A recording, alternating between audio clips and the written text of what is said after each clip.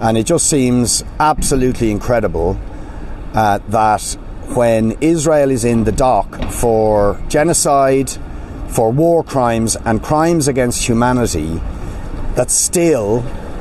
Western governments, the United States, the European Union and our own government fail to impose a single sanction on Israel when it is planning yet another slaughter of the people of Gaza, when already 30,000 people have been massacred, when almost 2 million people have been displaced from their homes, when 1 million people in Rafa have nowhere to run, and Israel is planning yet another slaughter and massacre. And we will be saying very strongly that for Simon Coveney to talk about Israel acting like a rogue state, but not to do anything about it, to impose any sanction whatsoever on a rogue state that is guilty of a genocidal massacre and is planning yet another one, is unconscionable. The reason Israel feels they can get away with another slaughter in Gaza is because not a single Western government, including our own, has imposed any consequences on them, any sanction. We get weasel words of concern or criticism, but no sanctions whatsoever. It is simply unbelievable that the Israeli ambassador remains in this country when she goes on the national media justifying Israel's slaughter of almost 30,000 people in Gaza and their plan to slaughter more people over the coming days if they are allowed to do it by governments like the United States and the European Union, who as we speak continue to provide Israel with the arms, with the weapons, with the favoured trade status that allow them to continue this barbaric assault on the people of Gaza. So we want no more weasel words or descriptions like it's over the top. We are talking about a regime that is in the dock for genocide, the worst crime that can be committed by humanity, that is in the dock for war crimes and crimes against humanity, that is planning further crimes against humanity in the coming days.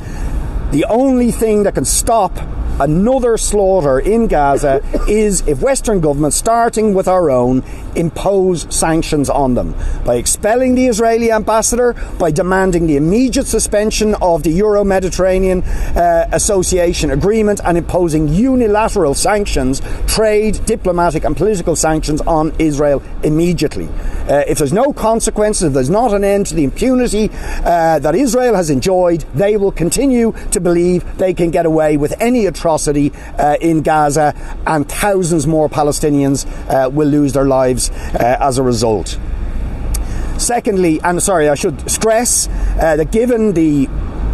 shameful failure of our own government and Western governments to impose any sanctions, we would urge people who are horrified at the slaughter that is taking place in Gaza to get out on the streets this Saturday, where there will be another national demonstration organised by the Irish Palestine Solidarity Campaign that will be assembling at the Garden of Remembrance at 1 o'clock this Saturday. And we hope to see tens and tens of thousands of people on the streets demanding that finally our government and the European Union take action and impose sanctions on Israel for the slaughter it's committing. Secondly, we want to say that we welcome the debate that is happening tonight on the question of public service broadcasting, funding and the TV licence. People Before Profit published a document on the whole issue of public service broadcasting and the TV licence in August of last year, where we proposed that while there has to be significant reform of RTE, including the capping of the salaries, a democratisation of the board so that it better reflects the diversity of civil society, that the workers in RTE or the public should not be the ones to pay the price for the crimes of a small group of people at the top in terms of excessive salaries or poor governance.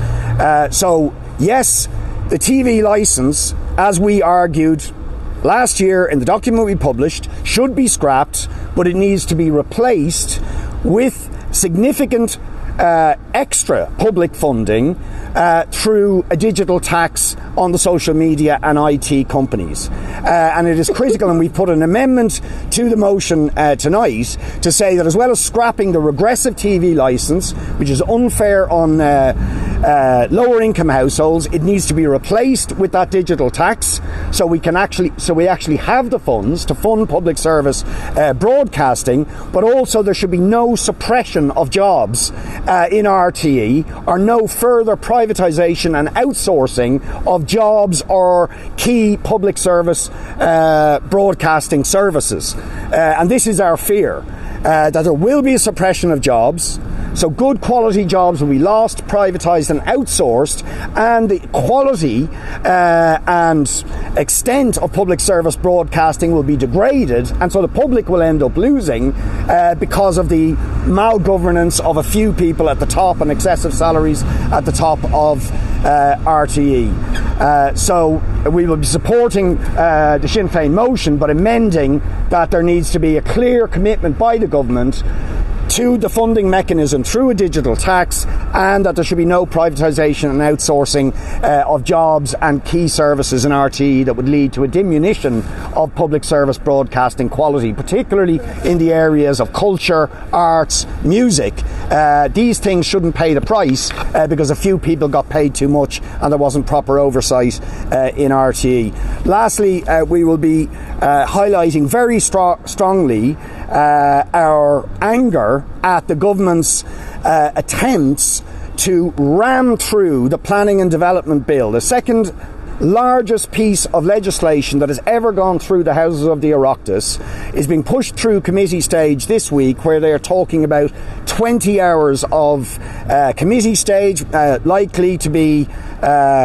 more of the same next week. But this is legislation that deals with absolutely key issues to do with public participation in the planning and development process, access to justice, and the right of the public to have their voices heard on key planning and development decisions in terms of housing, in terms of infrastructure, and in terms of the right of communities to have a say about what should be built in their area. There's over 700 pages of this bill. There are more than 1,000 committee amendments. We've had a whole raft of government committee amendments now submitted at fairly late notice. But to cut a long story short, we are extremely worried that this new piece of legislation is essentially dancing to the tune of property developers, rather than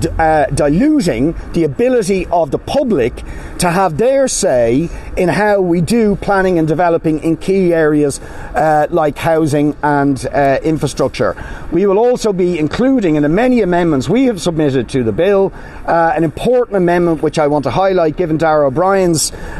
report to Cabinet today about the increases in housing output, that it's all very well the government saying that they have reached a higher level of housing output. We all welcome that, but the problem is the vast majority of the new housing that is being developed is completely unaffordable. It's unaffordable to buy and it's unaffordable to rent. So we are inserting an amendment which is looking for an increase in what the Part 5 10% social and affordable obligation on developments, that should go to 50%. We think that it is simply pointless producing additional housing if 80% of that housing is unaffordable. So we believe we should start to do what is done in many European countries, to insist that what housing is built should be affordable, and we're saying as a minimum there should be 50% social and affordable housing on all housing development if we're actually going to impact on the housing crisis and indeed attract back the workers that the government say they want to come back, the tradespeople and so on. We have to make housing affordable if there's going to be any prospect of people coming back, but the government are proposing no measures that would do that. We are proposing a measure in this bill that would actually make a serious impact on the affordability of housing in this country. Gino? Morning, everybody. Sorry for I had to step outside, obviously, the